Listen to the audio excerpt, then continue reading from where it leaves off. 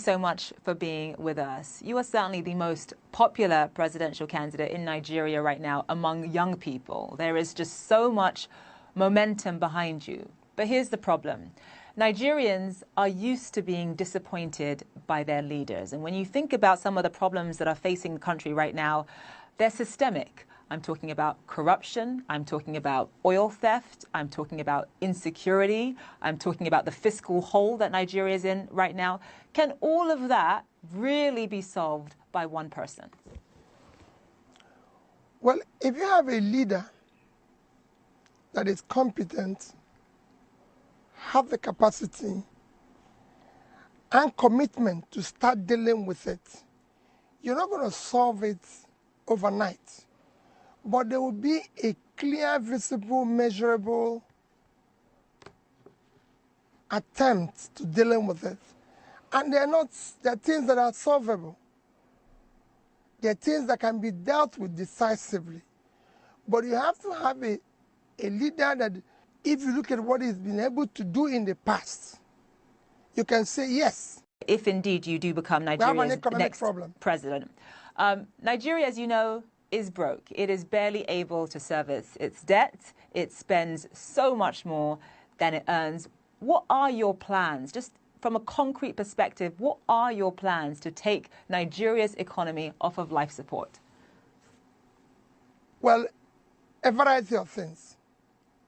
One is that you have to deal decisively with the issue of security. It's impacting negatively on your economy today. You have to deal with it head on, because you have to get your farmers to go back to farm and start ensuring that the vast land of the north are invested, are cultivated on. You have to start pulling people out of poverty as quickly as possible. You have to reduce aggressively cost of governance and deal with the issue of corruption. Anyone who knows anything about Nigeria knows that it has this embarrassing reputation of, despite the fact that it is Africa's largest oil producer, it imports refined fuel. What is your plan for transforming Nigeria's economy from a consumption economy to a production economy? Let me use this issue of oil, for example. There's no reason why our refineries cannot work. There's no reason why we should not encourage private sector to build refineries and operate them. And they're not rocket science. It can be done as quickly as possible. You can use today the side to remove the fuel subsidy, use the resources to support critical areas of production, from critical infrastructure to education to supporting investment in refinery, which will be, like I said, done within a shortest possible time. A lot of Nigerian presidents have come in and talked about revitalizing the manufacturing sector, investing in refineries, but change, as you know, has been very, very slow. Why is it going to be different with you? And what would you say were the biggest hurdles in making sure that all of the things that you've just listed come to pass?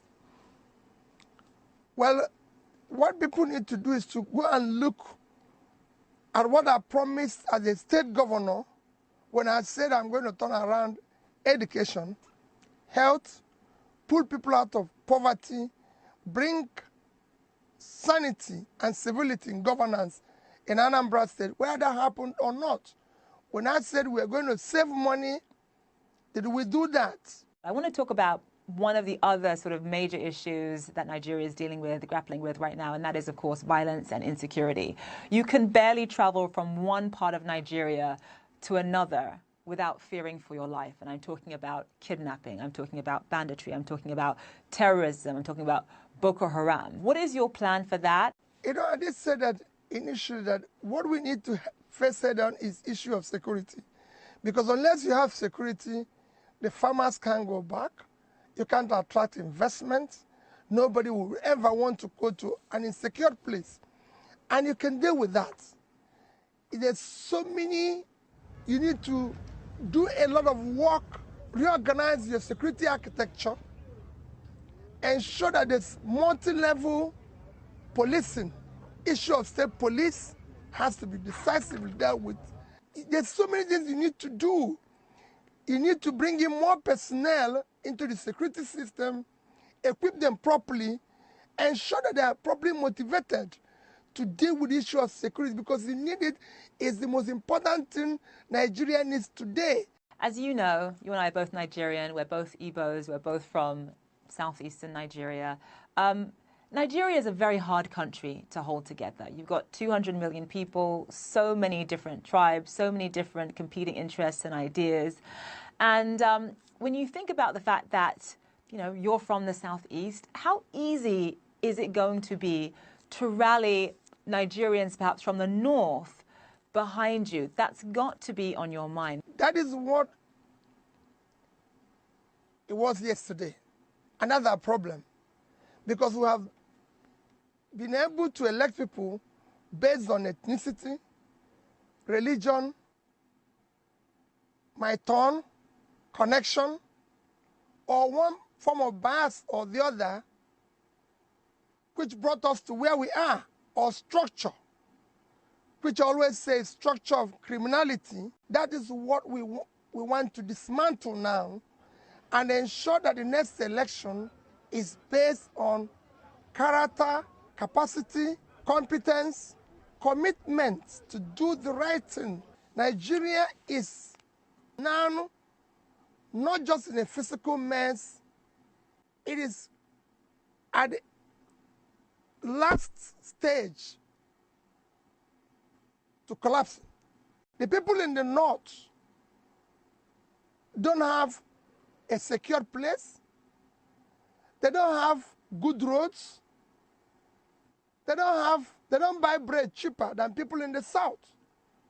So is the people in the south. So all you hear about ethnicity, religion, connection, my turn, is elite conspiracy to keep Nigeria underdeveloped. But now we've reached the edge. We can no longer continue this way. Mr. Obi, thank you so much for joining us on the program. Thank you for having me. Thank you.